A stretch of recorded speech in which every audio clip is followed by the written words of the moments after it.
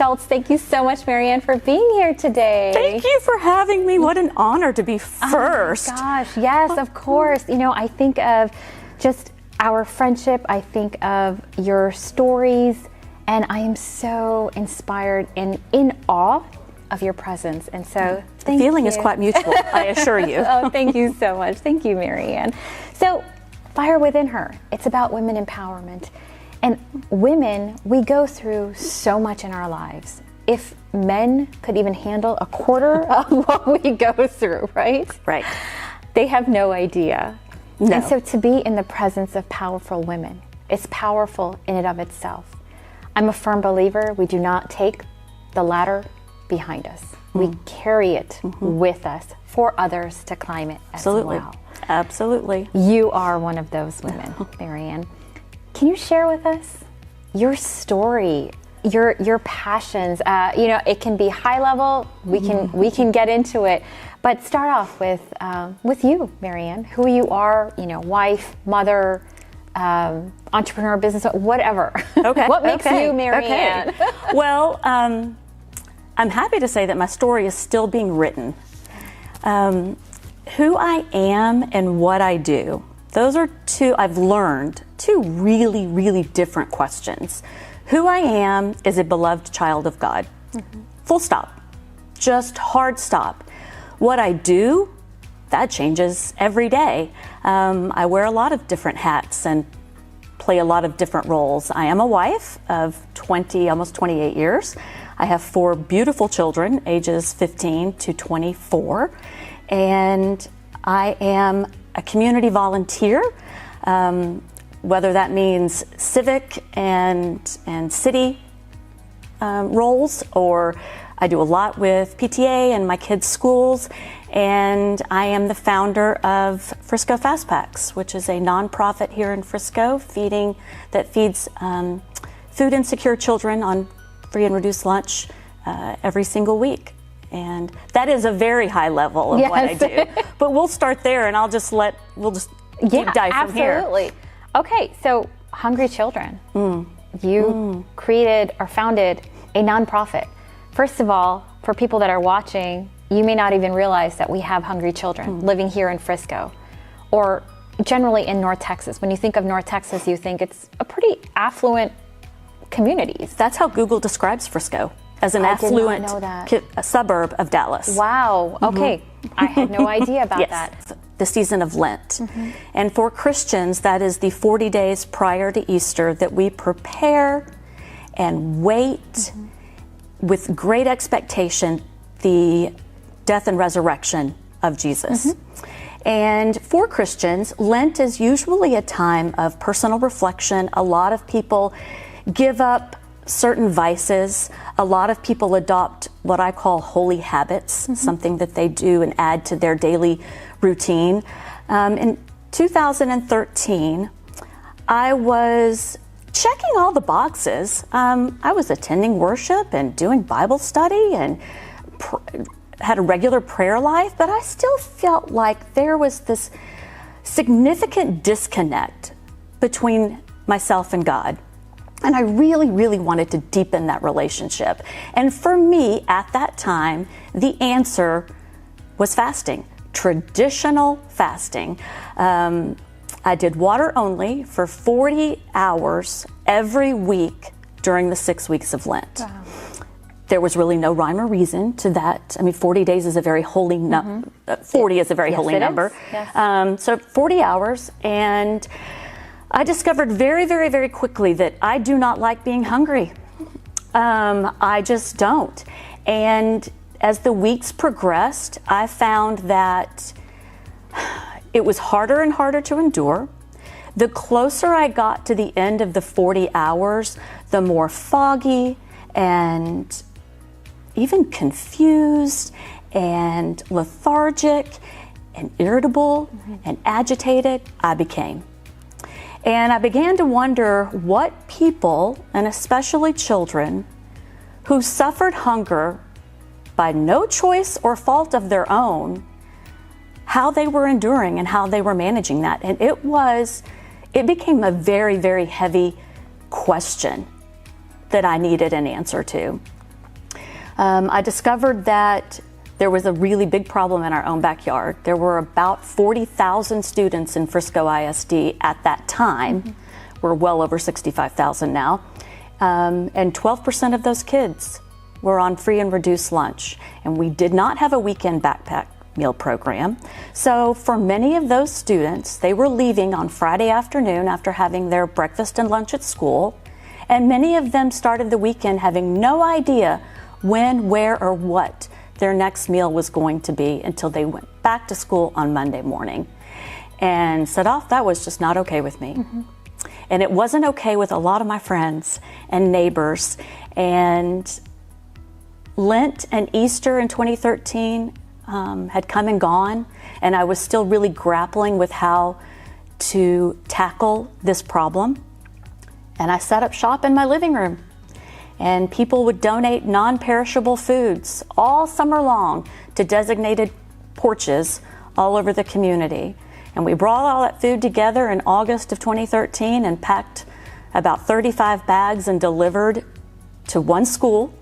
And at that time, a movement and a mission was born. And over the last 8 years, we have delivered food to every single campus in Frisco ISD. And pre-COVID, we were delivering 1,200 to 1,200 students each and every week. Wow. It's amazing. I'm a big believer in Maya Angelou's quote, "When you know better, you do better." Yeah. I didn't know.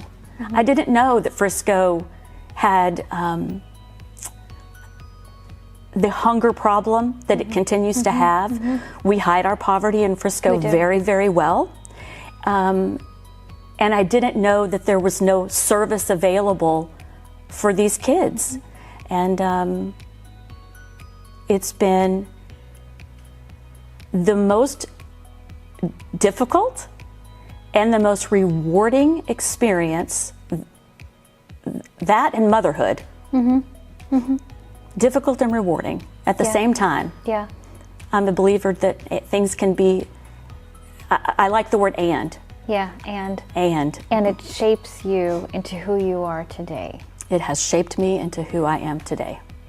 Frisco Fastpacs has, it is on the forefront of everyone's minds. First of all, when people realize that it exists, right? First, you have to understand that there's children that are hungry here that exist. Right. So what you created is an outstanding organization. It's a phenomenal organization.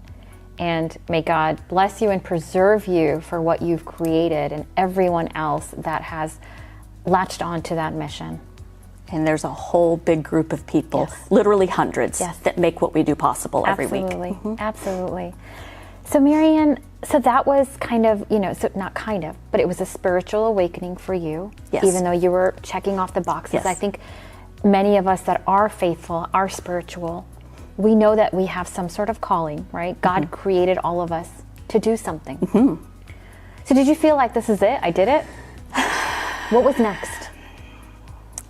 I'm still answering that question. That's a great question. I don't know that I've closed that chapter completely yet. I'm still very involved. I delivered meals during snowpocalypse, as we so lovingly call it around here, a couple of weeks ago. I still enjoy speaking on Frisco's behalf and representing, on Fastpacs' behalf, and representing the organization as the founder and telling my story to faith communities, and really anyone who will have me. And I am transitioning. I do realize that Fastpacs I've always referred to as my fifth child. I have launched Fastpacs out into the world and I've turned it over to new leadership. I said at the beginning that I accidentally created this nonprofit. That is really not what I set out to do. I set out to just feed kids. But I have launched Fastpacs into new, extremely capable and extremely passionate hands.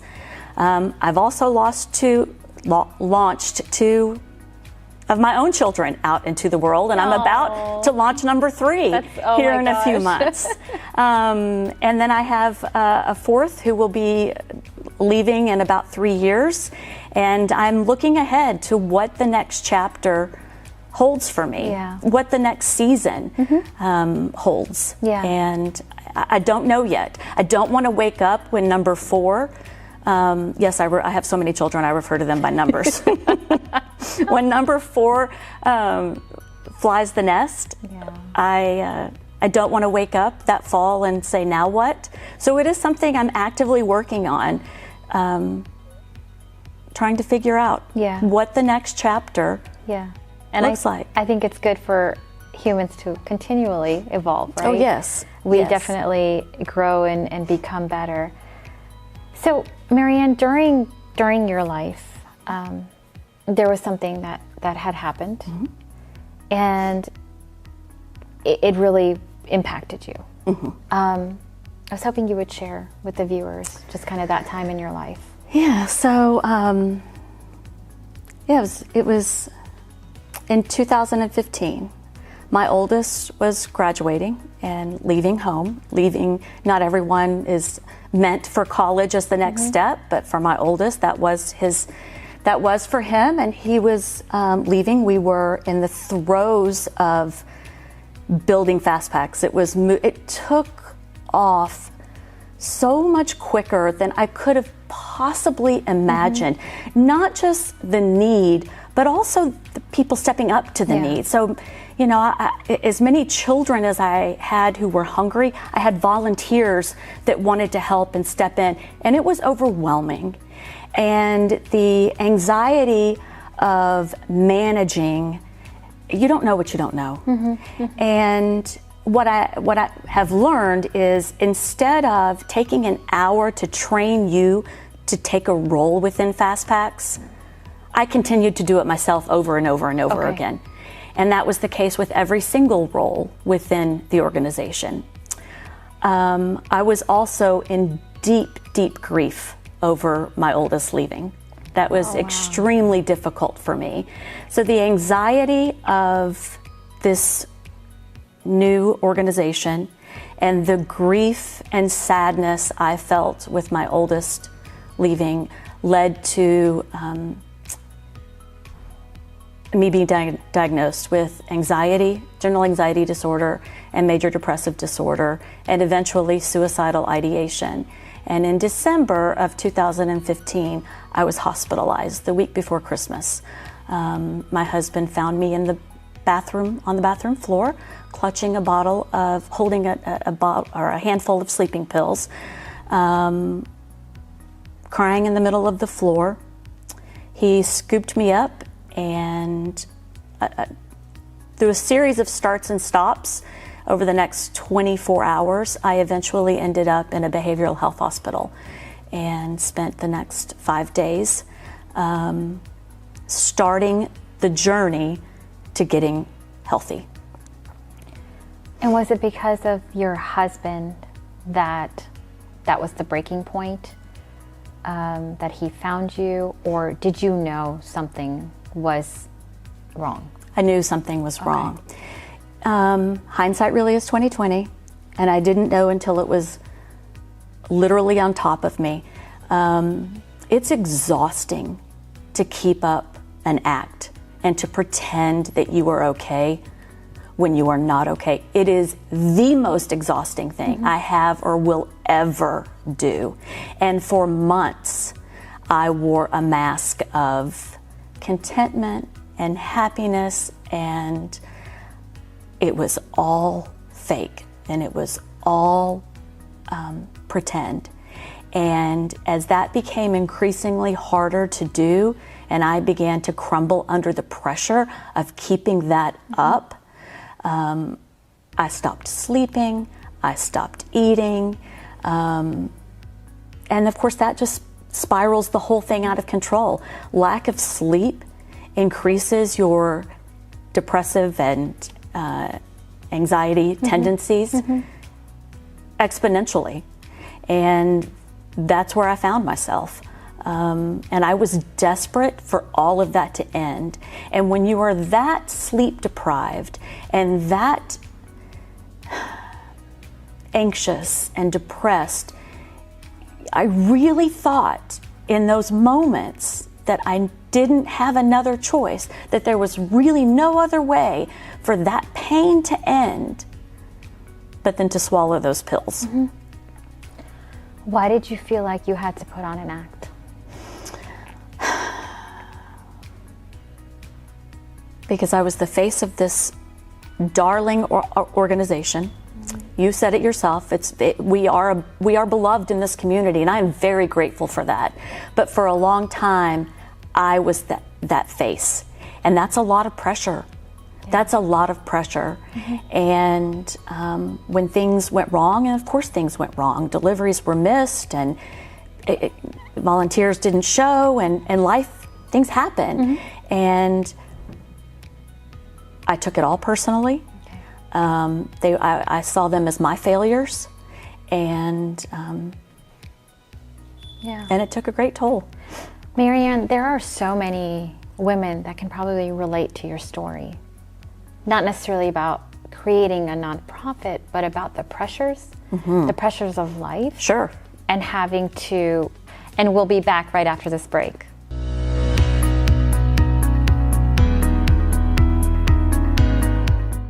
What did you do with the money you saved on electricity by switching to Discount Power? I took all my friends out to dinner.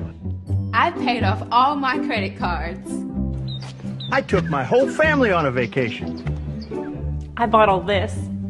At Discount Power, saving you money on electricity is our business. What you do with it is yours. Great rates, great service. Simple. Visit discountpowertx.com today and save.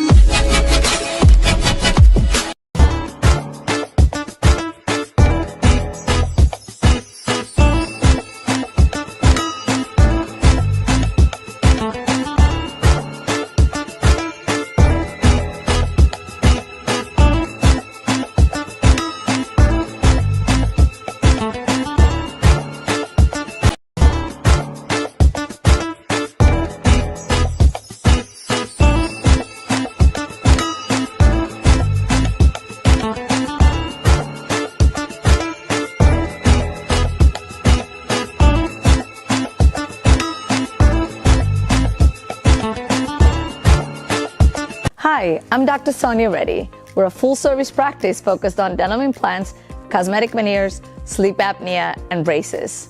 If you're embarrassed with your smile or have chipped, cracked teeth, call our office for your free consultation. I'll personally take care of you.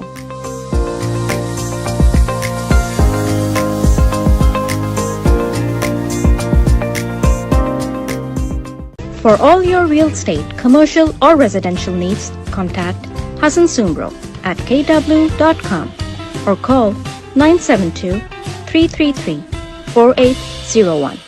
Hassan Sumbro, Realtor with Keller Williams.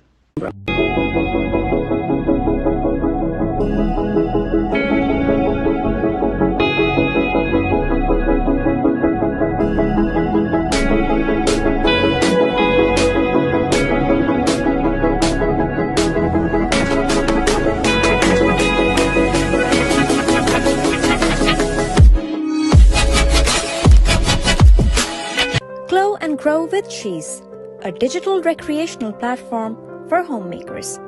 Follow Glow and Grow on Facebook, Instagram, and YouTube because we all could use a little reminder of how awesome we are. Marian Mill Supply deals in casters and wheels since last 52 years. For more information, contact 9232431374, 9232421821, or you can visit our website www.mmscasters.com.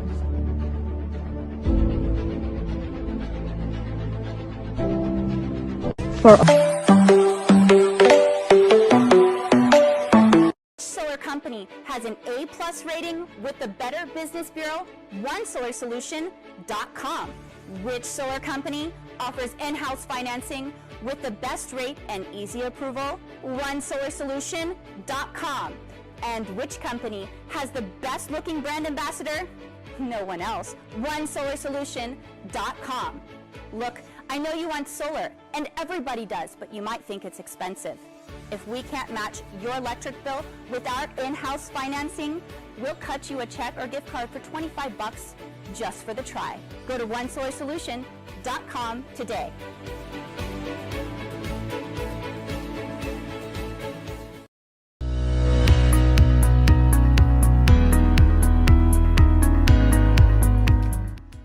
And we are back. You are watching Fire Within Her, and I am your host, Sadaf. Today, like I said, it's our pilot program today. We're premiering season 2 of Fire Within Her, and my guest is Marian Schulze. Welcome back, Marian, from the break. So we were talking something which was very, very heavy. Mm-hmm. We were talking about mental health. Mm-hmm. We were talking about the incidents that you went through. Mm-hmm. And I wanted to ask you, there are so many women that really put so much pressure on themselves because mm-hmm. society puts pressure, family puts pressure, children put pressure. Mm-hmm. And why is it that as women, we feel the need to smile and say that we are okay and have to go on other people's timelines? You mentioned to me the ball of yarn, mm-hmm. right? Mm-hmm. Mm-hmm. And so, can you talk about that? Like, I mean, yes, you put that pressure on yourself, mm-hmm. but was it because of society? Was it because, I mean, God doesn't even put that pressure on. Oh no, oh no. So here's what I'm going to say about that. I really do think that it's not society. I think it's self-imposed. Okay. I do think it was pressure I was putting on myself based on a false narrative I was telling myself about what people expected of me. I don't know if that was true at one time. I do believe we're making small strides as women in being more authentic in the way we show up in our relationships. We have a long way to go. But that's one of the reasons I talk so openly about this, and one of the reasons I share my story is because it's so prevalent and it's not being talked about. No. And not talking about it is the number one barrier to getting help and getting better. My best friend is a licensed professional counselor, and she had no idea. Wow. She couldn't detect. No. And she's really, really good at what she does. Wow. But I was really, really so much better at hiding it. Wow, yes. Mm-hmm. So when she found out? She was the first person my husband called. Okay.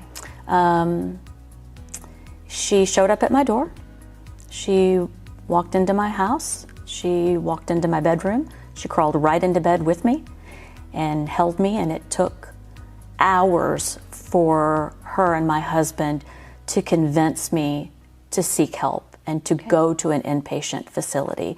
She knows that I would never go to a place that she did not approve of. So she spent hours on the phone researching and looking for a place that had room that met her approval. So she was very, very, very instrumental in helping.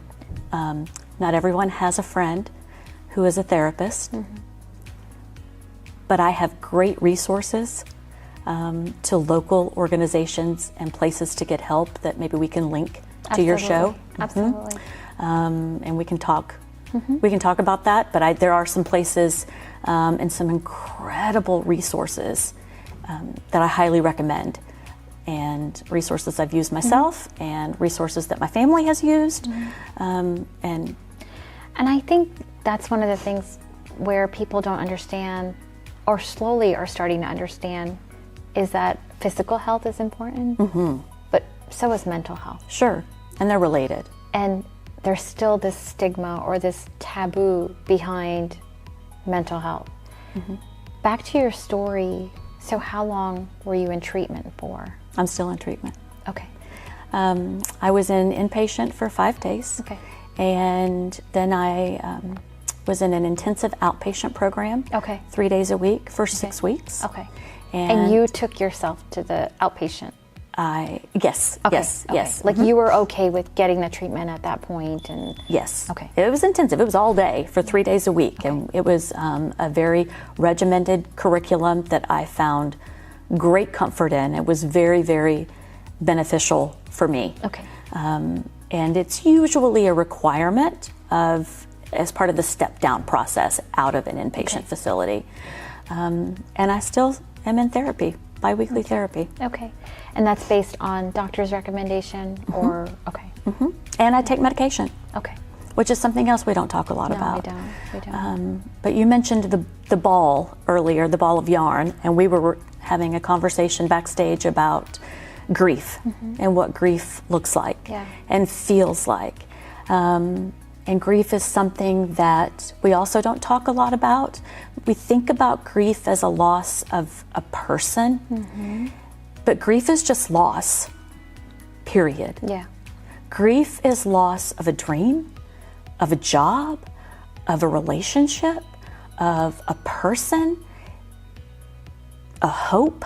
It's just loss. Yeah. And it's not linear. It looks like a ball of yarn, all jumbled and tangled, and it's a process. Not everyone's grief process looks the same. Yeah. And I'm also a really big believer that the pain associated with grief cannot be numbed. It cannot be avoided, and it cannot be wasted. That is why I share this story, because I do not want to waste that pain. I do not want to waste that pain. And I tried for all of those many months leading up to my hospitalization to numb. And numbing looks really different. Numbing can look like this on your phone with social media as you scroll. Numbing can look like shopping. Numbing can look like alcohol abuse or abuse of food or a myriad of other things. But you can't numb that pain away. And we don't talk about that enough either. We want so bad in this society to minimize suffering and to control suffering. And if you could ask me, well, what is something that eases the pain? And I'm going to tell you, let it burn to the ground. Just let it burn through you. There's just no way around it. You just have to walk through the fire, and it's hard. It's so hard. But I'm going to post this. I've got something on my social media that's going up soon that's just a graphic that says stop scrolling and deal with your emotions. Yeah, and it's true. And you know, to get to that point, to say, I don't feel good. Please, you know, help me. And to have that support system is really important. Yes. Marian, can you share with our viewers, you know, and we'll link it as well. But you said that there are resources that are out there. Yes. And the reason why I say that is because I still remember about 5 years ago being in company of it, and it was a ladies' lunch, and it was about 20 women, and one woman got up there and she shared her story, and it was about anxiety. Marianne, probably about 18 out of those 20, including myself, had stories. Of course. Oh, of course. And so this is more common than we think. It's more common to have it. Yes. Exactly. And to, you know, for women that are out there suppressing it, don't. And so we'll definitely link up those resources at the end of the show. So having lived through that, still going through therapy for that, and being okay with all of it, right? And talking about it and normalizing it. Right. And I feel like as a society, we are headed in that direction. And this year with the pandemic, it has definitely highlighted a lot of mental health concerns for a lot of people. Yes. And so we think of, you know, I mean, I can say this to you as a person of faith, but we do think of, you know, as cliche as it sounds, but the silver lining in every trial and tribulation that happens, right? And so that's one of the things that I have heard is how there are so many more mental health resources that have come out of this year. Oh, right. Than there were before. Right. So women empowerment, right? And so obviously throughout your life's journey, you must have had women that have empowered you. And it doesn't have to be just women that have empowered you. You know, you can talk, I mean, I can say my father is the one who empowered me more so than, you know, probably a lot of people in my life. Who are those people in your life that have empowered you and made you who you are today? Well, I have the most awesome friend group, and I mean, cheerleading your friends, and it is just, there's nothing like it. There's nothing like being an encourager for the people in your life, the women in your life that you love. And I have been on the receiving end of that, and I have given that. So I'll start with a great group of friends. I have one sibling, and she's my baby sister, who's 4 inches taller than me, but I don't say little sister. She's my younger sister. And she has a story of her own that is being beautifully written. And she inspires me. She's going to see this, and there will be tears. She inspires me in ways that I don't tell her enough. But watching the way she parents and the way she mothers, and the person that she is in her own community it gives me hope. And strength and so much courage. I have an amazing spouse. To go through everything that we have gone through.